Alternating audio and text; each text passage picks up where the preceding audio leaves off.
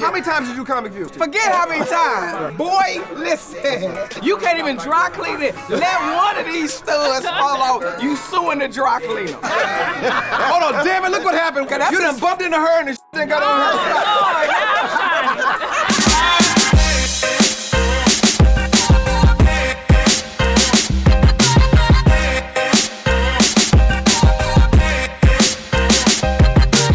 Comic View reunion. Comic View gave us our shot. Yes. You know, a lot of us had done other shows, but when you got a chance to do Comic View, you showed that you could do street comedy and you could do mainstream comedy. So we got to thank BET for that. So Daphne, come to the front. You weren't able to do Comic View, right? You were still a child. Yeah, I still had diapers on. So what is it? Dang, what does it that's feel like? I'm just That made us joking. old. And sometimes I think about it too. Like as a black woman, I don't mind being a single mother. It's not the goal. But I know as a black woman, I'm guaranteed a first round draft pick in the NFL. Don't nobody to produce more top athletes than strong single black women. I'm 5'8". I might give me a LeBron James on your ass. Ladies and gentlemen, boys and girls, you are at the Miracle Theater backstage at the Elliott Brothers production of Comedy Block Party. Cheryl and Rickey told them about what's going on, and they said, absolutely, if we're not busy. Let me not even be funny. Both of them had actual gigs out of town paying them way more money than this. Hey, look, bring the camera in. They paid me in they put my money in a Hallmark envelope. Look, y'all think I'm lying? Chris Spencer and Cheryl Underwood, they wrong for this. Look, a thank you card, $250. Look. This is the last show I'm doing with Chris Spencer. Why y'all pay somebody with So listen, I thought it'd be great if we paid you the same amount you got on Comic View 30 years ago. This is all about nostalgia. I can't, them young chicks be looking good as hell on Instagram, but I can't do it. I need an older chick. I need somebody to roll their hair up before they go to bed. Young chicks, you got to get their nails done, get their hair done, all that kind of shit. Or whatever, look in their refrigerator, they ain't got shit in the refrigerator. Hot Pockets and Gatorade.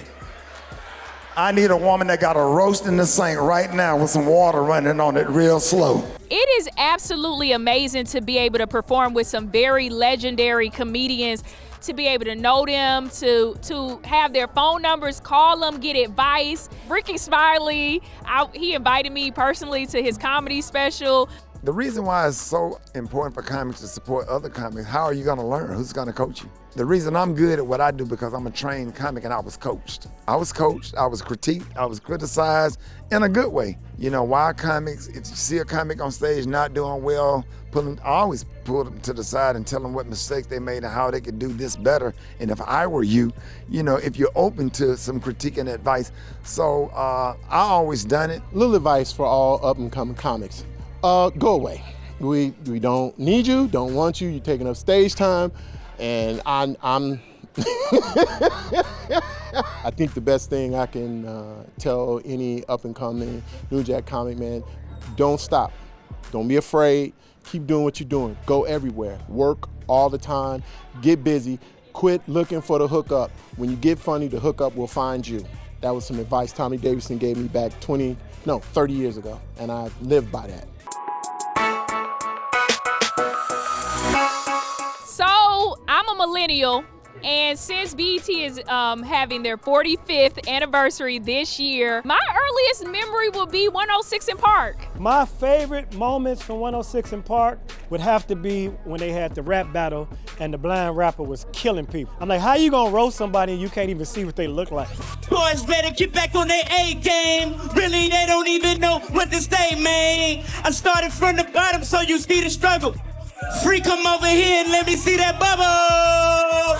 One thing that stood out to me on 106 in Park was back in the day, it was like you just never knew what was gonna happen. Destiny Child performed and Michelle Williams fell, and I was like, oh, cause I feel like nowadays AI could just not make her fall. But when you saw that real life fall, you was like, okay, this group is almost over.